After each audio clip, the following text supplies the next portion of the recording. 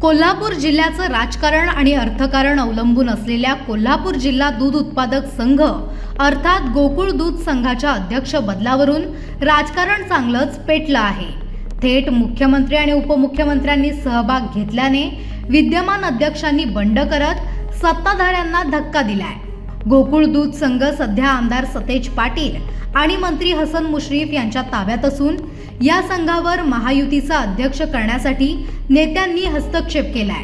त्यामुळे कोल्हापूर जिल्ह्यात राजकीय वातावरण चांगलंच तापलंय। महादेवराव महाडिक यांच्या तब्बल 25 वर्षांच्या सत्तेला सुरुंग लावत सतेज पाटील आणि हसन मुश्रीफांनी 4 वर्षांपूर्वी गोकुळ दूध संघावर सत्ता मिळवली। विद्यमान अध्यक्ष अरुण डोंगळे यांनी राजीनामा देण्यास नकार दिल्याने आता गोकुळ संघाच्या अध्यक्षपदावरून रान चांगलेच पेटले आहे। मुख्यमंत्री आणि उपमुख्यमंत्र्यांच्या सूचनेनुसार आपण अध्यक्षपदाचा राजीनामा देणार नसल्याचं डोंगळे यांनी जाहीर केले। काही सतेज पाटलांना एक अर्थी बाजूला करण्याचे आदेश। मला असं काय बोलायचं नाही, ऐकून घ्या। आज आमच्या जिल्ह्याच्या राजकारणातील नेते आहेत, ऐकून घ्या। आणि माझा काय पक्षविरोध नाही, आम्ही दुसरी दुधाची आणि ह्याच्याशी प्रामाणिक आहे, उत्पादकाशी प्रामाण्य आहे। पण काही गोष्टी शासनाच्या सहकार्याशिवाय तुम्हाला हालचाल करता येत नाही, हे मला ठाम सांगायचं आहे। सगळे विषय ऐकून घ्या, संबंधित येतात, कामं असतात आणि राज्य शासनाला डावलून आणि त्यांच्या नेत्याला डावलून करता येत आणि त्यांचा आहे तुम्ही कळवलेला आहे। काही संचालकांकडून अविश्वास ठराव देखील आणला जाऊ शकतो, महायुतीकडे बहुमत आहे असं आहे। ते आता जिने सांगितले तिने बघायचं आहे, माझा काय संबंध आहे। जिने राजीनामा द्यायचं नाही सांगितलं त्यांचं काम आहे। आता ऐकून माझी जबाबदारी संपलेली आहे, त्यांचं मी ऐकून हा निर्णय घेतलेला आहे। आता तिची जबाबदारी ऐकून घ्या। गोकुळमध्ये राजकीय चपला बाहेर काढून गोकुळमध्ये हे सगळं गोकुळचा जो कारभार आहे तो चालत होता। आता ह्या राजकीय चपला आजपर्यंत पोहोचल्या असं म्हणायचं। असं आहे, अदृश्यपणे यापूर्वी जात होत्या, आता उघडे चाललंय एवढं। माझा विरोध असं काय कारण आहे, आम्ही एकत्र काम करतोयच की, आणि एकमात्र आम्ही विषय सॉल्व्ह करतोयच ना। आता प्रश्न काय आहे, आम्ही पण एका राजकीय महायुतीच्या प्रवाहात आहे। आम्हाला असं आहे की आणि दुसरा एक मुद्दा ऐकायचा आहे, राज शासनाचा विरोध घेऊन बऱ्याच अडचणी येऊ शकतात आणि प्रगती पण असू शकते।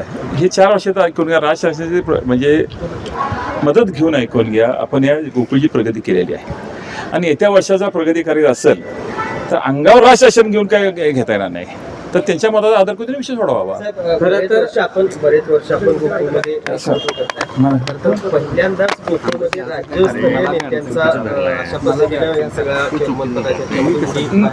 असं आहे। लोकांना देखील आता भीती आहे की गोकुळचं वैभव आहे ते टिकलं पाहिजे। मुद्दा एकच आहे की आपला गैरसमज आहे की पहिल्यांदा राजशासनाचं नेतृत्व उघड झाले, भयानक कठीण काम करत होतं असं नाही। पण आता कसं ते ओपन झालं, म्हणजे आम्हाला बोलून सांगितलं की, आणि की नवीन चेअरमन महायुतीचा पहिला हा उद्देश आहे, समजून घेणारा विषय आहे। संस्थांच्या निवडणुकात फारसं राजकारण पाहिलं जात नव्हतं, विशेष करून सहकारामध्ये, पण आता राजकारण सहकारामध्ये घुसले असं म्हणता येईल? नाही, हे बोलण्यासाठी होतं। राजकारण हे पक्ष लेवलला चालत असतं, कोण आमदार आहे, कोण कुठल्या पक्षाचा आमदार आहे, असं हे चालत असतं। ऐकून घ्या, म्हणत असते आम्ही की सहकार राजकारण नाही किंवा हे बोलायचं असतं आपण। आपण राजीनामा न देण्यावर ठाम आहात? नाही, एक समजतो तुम्ही जरा क्लिअर करतो, तुमचा गैरसमज येईल। आदरणीय मुख्यमंत्री फडणवीस साहेबांनी एकनाथ शिंदे साहेबांनी मला सह्याद्री काल बोलून घेतलं होतं, आलेले पेपर न्यूज त्यांच्यापाशी पोहोचवत ऐकून घ्या। शेवटी ती यंत्रणा आहे त्यांची, त्या यंत्रणेत महाविकास आघाडीचा चेअरमन होतोय हे त्यांना लक्षात आलेलं। शेवटी काय पेपर येतील, न्यूजवर सगळ्या गोष्टी असतात, तर त्यांची भूमिका माझ्याबद्दल नाही आहे। तुम्ही महायुतीचे घटक आहात तर होणारा चेअरमन माहितीच असला पाहिजे, ही त्यांची भूमिका ठाम आहे। आणि मी तुम्हाला एक सजेशन द्यालोय ना, तिघी नेता असतील राज्याचे, तिने बसावं, नामदार मुश्रीफ बसावं आणि पार्लमेंटमध्ये आर्टिकल बसवून विषय सोडवावा। फार मोठा अवघड विषय नाही आहे। काही संचालकांकडून काय कोण पर्याय तुम्हाला? नाही, मला अधिकार नाही। बघा ऐकून घ्या, मला हा अधिकार नाही, ज्या अधिकारावर मला बोलायला अधिकार नाही त्याच्यावर मी बोलणार नाही। गोकुळमधील सहकाराचं राजकारण हे जिल्ह्याचं राजकारण आहे, त्यामध्ये मुख्यमंत्री उपमुख्यमंत्री लक्ष घालणार नाहीत। गोकुळच्या राजकारणात पक्षीय राजकारण होत नाही, अशी प्रतिक्रिया आमदार सतेज पाटील यांनी दिली आहे। मला वाटते मुख्यमंत्री उपमुख्यमंत्र्यांनी यात लक्ष घातलंय असं मला वाटत नाही, कारण की शेवटी स्थानिक या सहकारातल्या संस्थांमध्ये मुख्यमंत्री किंवा उपमुख्यमंत्री पदावर असणारी व्यक्तिमत्व यात लक्ष घालतील असं मला काय वाटत नाही। जिल्ह्याचं राजकारण आणि आमची भूमिका एकच आहे की विश्वास आबाजी 2 वर्षे, अरुण डोंगळे 2 वर्षे असं फॉर्म्युला ठरला होता. आणि अगदी परवा दिवशी 3 दिवसापूर्वी अरुण डोंगळे हे मला आणि मुश्रीफ साहेबांना भेटून गेले आणि 15 तारखेला द्यावा अशी आमची अपेक्षा आहे. त्यामुळे आता सुद्धा आमची अपेक्षा आहे की ते देतील. मात्र महायुतीचाच अध्यक्ष व्हावा असं कुठंतरी नाही, मला वाटतं पक्षीय राजकारण यामध्ये कुठलंही नाही आहे. कारण की ज्यावेळी ही निवडणूक लढवली त्यावेळी महाविकास आघाडी म्हणून आम्ही निवडणूक लढवली नव्हती. काँग्रेस, राष्ट्रवादी, त्यावेळची शिवसेना ही एकत्र होती. पलीकडच्या बाजूला महादेवराव महाडिक भाजपमधून, PN साहेब आमचे काँग्रेसमध्ये. असं पक्षीय राजकारण इथं नसते. अनेकदा आता बिदरी कारखान्यात आम्ही एकत्र काम करतोय, गडिंग्लज कारखान्यात आम्ही एकत्रितपणे काम करतोय. आता आजरा कारखान्यामध्ये मी आणि विनय कोरे वेगळ्या बाजूला होतो, मुश्रीफ साहेब पुढच्या बाजूला होते. त्यामुळे सहकारातलं हे पक्षीय राजकारण असत नाही. पण अरुण डोंगरे म्हणतात की मला राजीनामा द्यायचा नाही असं सांगितलेलं आहे. नाही, मला वाटते ती जर भूमिका मी मगाशीच म्हणलं की मुख्यमंत्री महोदय आणि उपमुख्यमंत्री महोदय अशा जिल्ह्याच्या या गोष्टीमध्ये पडत नसतात आणि पडणार नाही त्याची मला खात्री आहे. कारण की शेवटी मुश्रीफ साहेब हे या महायुतीतले एक ज्येष्ठ मंत्री आहेत. पालकमंत्री प्रकाश आंबेडकर त्या ठिकाणी आहेत. चंद्रदीप नरके या सगळ्या गोकुळच्या राजकारणामध्ये सक्रियपणे त्या ठिकाणी आहेत.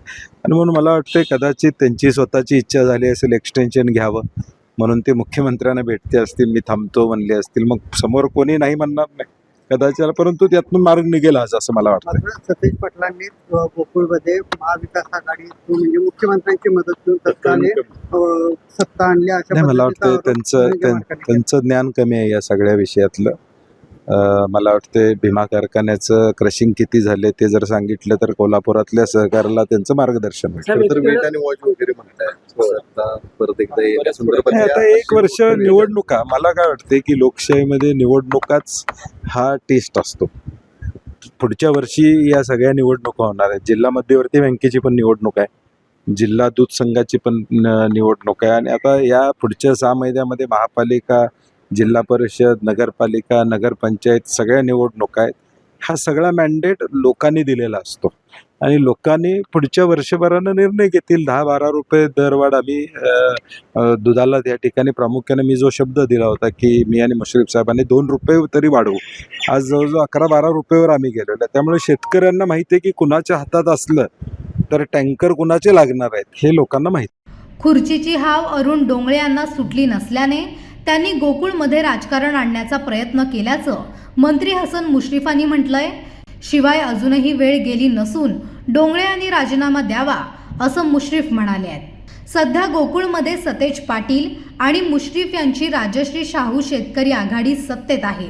त्यांच्याकडे अध्यक्षांना धरून 18 संचालक आहेत, तर विरोधी आघाडीकडे 3 संचालक आहेत. मात्र पक्षीय विचार करता महायुतीकडे 10, महाविकास आघाडीकडे 8, हसन मुश्रीफ यांच्याकडे 3 संचालक आहेत. त्यामुळे गोकुळच्या सत्तेत सध्या महायुतीचे पारडे जड आहे. त्यामुळे निवडणुकीला 1 वर्ष बाकी असताना अध्यक्षपदावरून सुरू झालेलं गोकुळमधील वादळ थांबणार का वेगळ्या दिशेने जाणार हे पाहणं महत्त्वाचं ठरणार आहे. सर, गोकुळ संदर्भात काल अरुण डोंगरे राजीनामा द्यायला नकार दिलेला, नेमकं काय स्थिती आहे?